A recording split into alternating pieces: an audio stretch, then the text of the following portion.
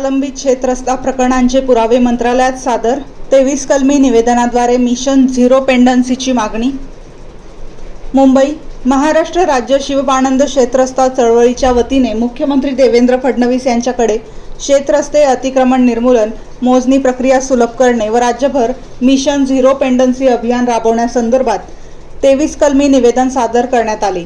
यावेळी मुख्य महसूल सचिवांकडे राज्यभरातील शेकडो प्रलंबित शेतरस्ता प्रकरणांचे पुरावेही सादर करण्यात आले। चळवळीचे प्रणेते व अध्यक्ष शरद पवळे यांनी सांगितले की राज्यातील शेवटच्या गरजवंत शेतकरी भावाला हक्काचा व दर्जेदार शेतरस्ता मिळेपर्यंत संघर्ष सुरू राहील। शासनाने तातडीने निर्णय घेऊन प्रलंबित प्रकरणांना न्याय द्यावा, अन्यथा लाखोंच्या संख्येने शेतकरी रस्त्यावर उतरतील। यावेळी चळवळीचे पदाधिकारी व राज्यभरातील शेतकरी मोठ्या संख्येने मंत्रालयात उपस्थित होते।